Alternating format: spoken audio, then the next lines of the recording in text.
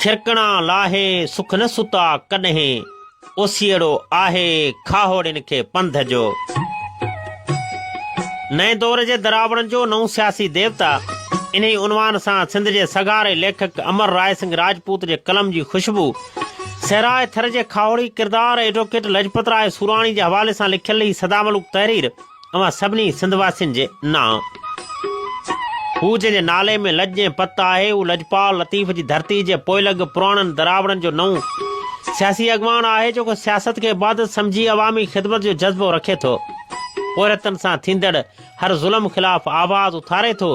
ही को लई मां लठ बनी सियासी रहनुमा नाहे थियो, पर ही ॾुखनि जे ॾाघ चढ़ी पाण ॿारे उन पंध ते पहुतो आहे। हिन पंहिंजे उन तवील सफ़र में कई सख़्तियूं ऐं सूर सिर ते सठा, पर पोइते पेर न हटायो।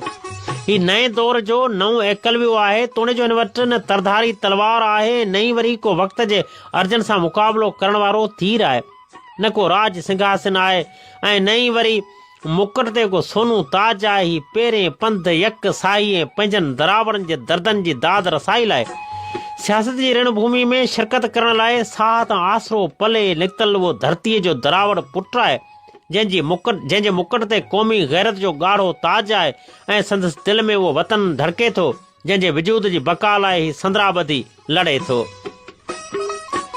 हा, ही उहो राणू आहे जंहिंजो राज सिंघासन इन धरती जो ततल रेत आहे, जंहिं ही सदियुनि खां विराजमान आहे। ही हर जंगी साज़ो सामान खां महरूम ऐं हर वेड़ जे फन खां अणवाक़िफ़ आहे। हिन वटि का बि तरबियत याफ़्ता फ़ौज न आहे। हिन सां गॾु मज़लूमनि जो हिकिड़ो हुजूम आहे, जेको ज़ुल्मनि खां तंग थी बग़ावत लही आयो आहे। ही वाक़िफ़ आहे पंहिंजे वतन जे वणनि ऐं धननि खां, ऐं हिन पढ़िया आहिनि धरतीअ सां दिलि लॻीअ जा दर्स, जिन में मिटी हर मज़हब खां मथां ई हैसियत रखे थी।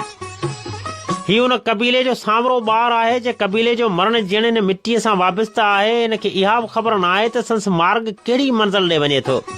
ही बसि अलाह तवार करे घरां निकितो आहे, इन आस ते त कॾहिं त सुख जो साह खणंदासीं, ऐं हिन जो बसि हिकिड़ो ई मुतालबो आहे त असांखे पंहिंजी धरतीअ ते सुख सां जीअण ॾियो, जेको असांजो क़ौमी जमहूरी ऐं इंसानी हक़ आहे।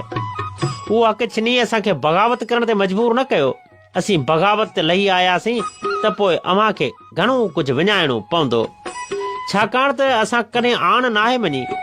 असीं तारीख़ जा उहे अमुल किरदार आहियूं जिन खे वक़्तु ऐं तारीख़ कॾहिं बि विसारे नथी सघे। असीं न सीपेक जा मुख़ालिफ़ आहियूं, न क़ौमी तरक़ी में रुकावट। असीं हर उन हराम पाई जा मुख़ालिफ़ आहियूं जेका सिर्फ़ु असां सां ई कई वेंदी आहे। असीं पुरअमन क़ौम आहियूं, असीं बुखुनि ऐं ॾुखनि जा ॾाठा आहियूं। असांखे बुख जी गोली न मारे सघी, सो अव्हां जी बंदूक जी गोली भला छा कंदी। असीं रुञुनि ऐं उञुनि खे चङी तरह भोगण ॼाणूं था। वकील लजपत राय सूराणी भील जे मंशूर मंतक में अॼु बि इहो वाज़े आहे त असीं हिन सहरा जा उहे पोरियत पुट आहियूं, जिन लाइ वतन जी उस बड़ जी छां वांगुरु हूंदी आहे। हिन मिटी जा उहे मज़दूर ऐं हारी आहियूं, जिन जी कुल पूंजी हिन धरती जो प्यार आहे। असीं पंहिंजे वतन में बुखुनि ते पलाणे खारो पाणी पीअंदे बि ख़ुशि आहियूं। असां वटि को बि सरमायो न आहे, पंहिंजो कमायूं पंहिंजो खायूं। असीं धाड़ेल या लुटेरा न आहियूं। असां कॾहिं क़ौमी ख़ज़ाने में खाट न आयो। असीं चोर न पर चौकीदार आहियूं। असांजे पोरियत बचड़नि खे बिन्ही बेरहमी सां मारे असांजे कुखुनि में करपानो न हणो। हा, असांजे कुखुनि में करपानो न हणो। असां बदनसीबनि जी बद दुआ अव्हां जा वाण वढे छॾींदी। हू जेको अलियल सुबुह जो उथी ईश्वर खे प्रणाम करण खां अॻु पंहिंजे माउ जा पेर छुही उन खां आशीर्वाद वठी पखियुनि खे दाणो पाणी ॾेई पंहिंजे शुभ ॾींहं जी शुरूआति करे थो। हंज पखीअ जहिड़ी पंहिंजे हसीन हयाती जे हर ॾींहं जो आरंभ कंदे कंहिं न कंहिं मिसकीन जी मदद ज़रूरु करे थो। हू हर उन माण्हू लाइ मरे ऐं जीए थो जंहिं माण्हूअ खे हिन दुनिया जे दस्तूरनि सूरनि में साड़े छॾियो आहे। हीअ हर उन माण्हूअ जे दर्द में दुखे थो जेको माण्हू गुरबत जे घावनि में घायल आहे। ही बिना कंहिं भेद भाव जे हिंदू मुस्लिम सिख ईसाई कोली भील मेघवाड़ राजपूत नाई मतिलब हर इंसान जी वसाहिर वाहिर करे थो। छो त हिन में इंसानियत जा गुण आहिनि। हिन जे मोर जहिड़ी महसूम मन में ताज़नि गुलाबनि जहिड़ो माणपो वसे थो। हिन जे नाज़बू जहिड़नि निरालियुनि सोचुनि में समाज जे सुठे लाइ सुगंधी वास अचे थी। हू जेको हिकिड़े पैगम्बरी पेशे सां वाबस्त उस्ताद घमन सिंह भील जो पुटु आहे। हुनखे ख़बर आहे त पोरियत माण्हुनि सां हर वक़्तु नाइंसाफ़ियूं थींदियूं आहिनि। ग़रीब माण्हुनि लाइ ही धरती तंग आहे। पोरियतुनि जा हथ ई आहिनि जेके अनाज उपाइनि था, जेके बुर्ज ख़लीफ़ा जहिड़ियूं ऊचियूं इमारतूं जोड़नि था, जेके लैंसडाउन पुल खां वठी ताज महल जहिड़ा दुनिया जा अजूबा ठाहिनि था। लजपत राय सुराणी भील हिकु पोरियत तबिके में नंढो थी वॾो थियो आहे, जिते गुरबत कारे नांग वांगे फण खणी बीठी हुई, जिते पाइण लाइ पुराणा कपिड़ा ऐं ॾिसण लाइ नवां ख़्वाब हूंदा हुआ, जिते नाश्ते में माउ जूं चुमियूं ऐं पीउ जा प्यार भरिया दड़का मिलंदा हुआ। हुन पंहिंजे पोरियत कबीले जे माण्हुनि जे हथनि में ज़िंदगी जा अनेक रंग ॾिठा आहिनि त संदसि माउ जे अखियुनि मां वहंदड़ लुड़क बि उघिया आहिनि। सूरनि जी सुती पीउ वॾे थियल वकील लजपत जो रोलाक रूह अॼु बि पंहिंजो माज़ी सारे सुरकी पवे थो। ही ॾुखनि जी आवीअ मां ईअं पची निकितो आहे जीअं कुंभार जा कचा रछ पची रास थींदा आहिनि ऐं पोइ माण्हुनि खे थधो जल ॾींदा आहिनि। वकील लजपत बि ईअं ई सूरनि जा महासागर उकरी हाणे सुखनि जे खीर सागर में पहुतो आहे, जिते धन लक्ष्मी खां वठी इज़त शोहरत सभु कुझु वटसि आहे। हू सुठो खाए थो, सुठो पीए थो, सुठो ओढे पहिरे थो ऐं सुठी गाॾी में सफ़र करे थो, सुठनि माण्हुनि सां उथे वेहे थो, पर पोइ बि हुन में का बि वॾाई न आहे ऐं ही हर आकड़ खां परे आहे। एॾी त सादगी अथसि जो हर अबरे सबरे सां हिकु जहिड़ो हले थो। हिन जो मिज़ाज सादो आहे। 24 कलाक टिपटाप रहंदे बि पघर में छल थी पंहिंजो पोरियो करे थो, कम खे कर्म सम्झी जीए थो ऐं ही उहो पोरियत मुसाफ़िर आहे जेकॾहिं बि हयाती जे हड़ तां थकिजी थक नाहे भॻो ऐं ही वाट अवाट हलंदो रहे थो। इंसान जी ख़िदमत कंदे ही ॾाढो ख़ूबसूरत लॻे थो। अलख बेड़ो तार मुंहिंजो जे आलाप जहिड़ो ई अलबेलो माण्हू दरावर देश जे शानदार सुञाणप बणिजी वियो आहे। अहिड़ी सुञाणप जंहिंखे वक़्त जी का बि लहर लोड़े ऐं ॿोड़े न थी सघे। हू जेॾो दिलि जो नफ़ीस नरम आहे, ओॾो ई शत्रोला गरम आहे। हू दोस्तनि ते दिलि निछावर करण वारो निरालो माण्हू आहे। हू बुनियादी तौर ते सोशल एक्टिविस्ट आहे ऐं हिन वक़्तु पेशे जे लिहाज़ सां वकील आहे, जंहिंजी हैसियत तमामु वॾी आहे। खेसि थरपारकर ज़िले में तमामु घणी मक़बूलियत हासिल आहे। थर जी सियासत जा समूरा रुख मोड़े छॾिया आहिनि। थर जी सियासत में ग़रीबनि जे वोट बैंक जो क़दुरु हिन नौजवान करायो आहे त वोट जी अहमियत आहे। वोट जे ज़रिए पंहिंजी क़िस्मत जा फ़ैसिला तव्हां पाण करे सघो था। पंहिंजे ईंदड़ नस्ल खे ग़ुलामी जी गार मां आज़ादु करे सघो था। तव्हां पंहिंजे वोट जे ज़रिए MPA MNA वज़ीर आज़म बि चूंडिजी सघो था। थर जे वकील लजपत सियासत जे मैदान में नौजवाननि खे हिकु जज़्बो ॾिनो, सियासत जे मैदान में अचण जो हिकु मौक़ो ॾिनो। जेके अॼु जे ग़रीब पोरियत जा ॿार सियासत जे मैदान में समूरे थर में जोश ऐं जज़्बे सां हिसो वठी इहो साबित करे रहिया आहिनि त सियासत पोरियत बि करे सघे थो। हा, सियासत पोरियत बि करे सघे थो ऐं अमीर बि करे सघे थो ऐं उहो नौजवाननि में सूराणी सुजागी ॾेई छॾी आहे त थर जा नौजवान बि ॾाढनि सां मुहाॾा अटकाए पंहिंजे वतन जी मालिकी करणु चाहिनि त उहे सभु कुझु करे सघनि था। लजपत चाहे थो त मुंहिंजो थर देश सिंधु जे पवित्र पाणीअ वांगुरु साफ़ ऐं शफ़ाफ़ हुजे ऐं मुंहिंजे वतन जी हर घिटी चांडोकीअ वांगुरु चिटी ॾिसण में अचे, जंहिं मां गुज़रंदे हर माण्हू खे ताज़नि गुलाबनि जी सुगंध महसूसु थिए।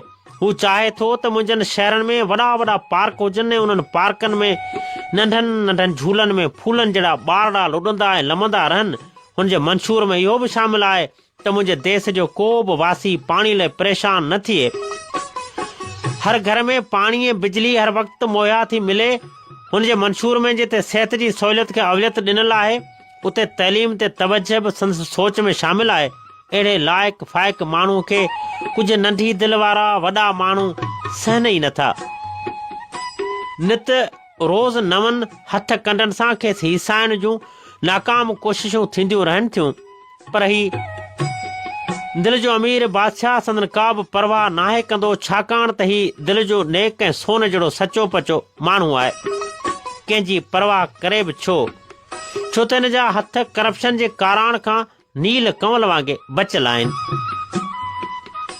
हू चाहे हा त पंहिंजी लग्ज़री लाइफ गुज़ारे, ॾींहं राति सुकून सां सुतो पियो हुजे हा, छो त मालिक खेसि घणो कुझु ॾिनो आहे। खेसि कंहिं बि मायावी शइ जी ज़रूरत नाहे पर पोइ बि हू सुम्ही सुख नथो माणे, छो त हू हिकिड़ो बेचैन रूह आहे, अहिड़ो रूह जंहिंखे ॿियनि लाइ जीअंदे राहत मिले थी।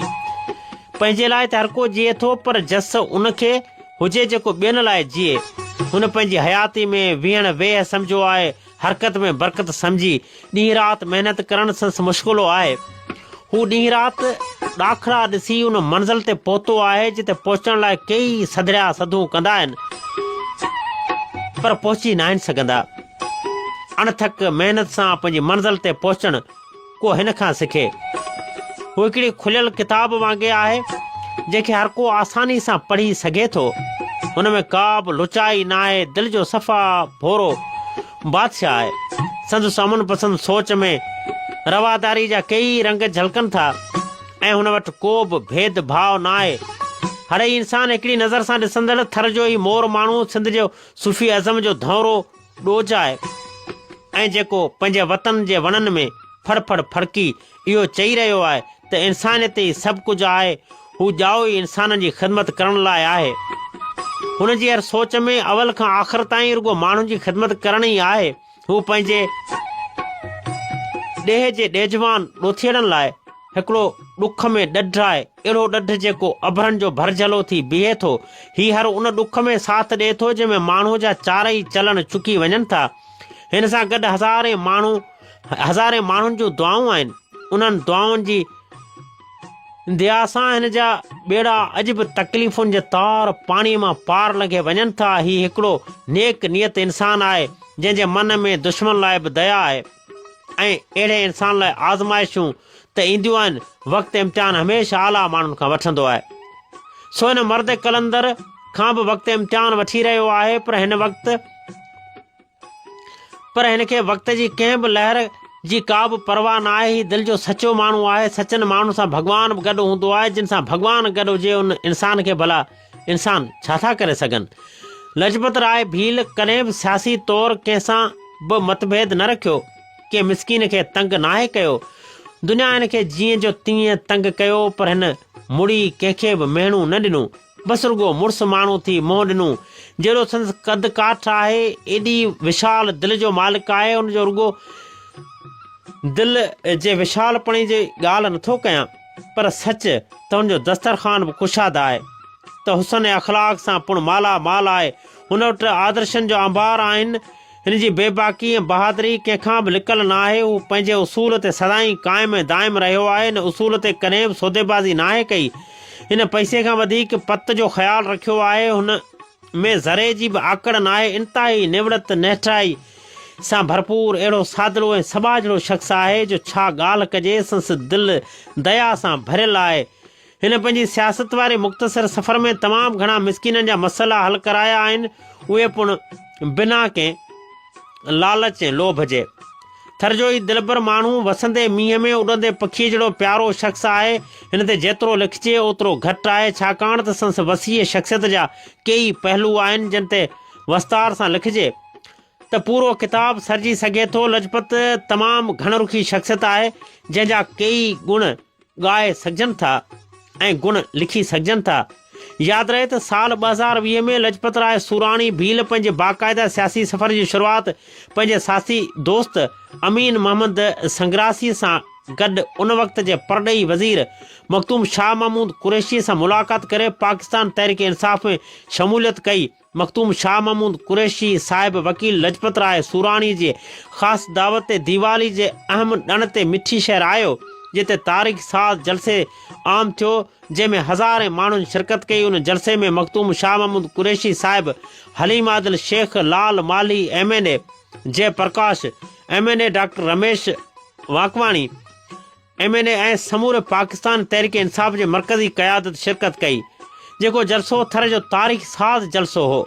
लाजपत सूराणी खे 25 मई 2022 ते हिकु दफ़ो ॿीहर पुलिस जे अटालनि सां संदसि घर मां पंहिंजे भाउ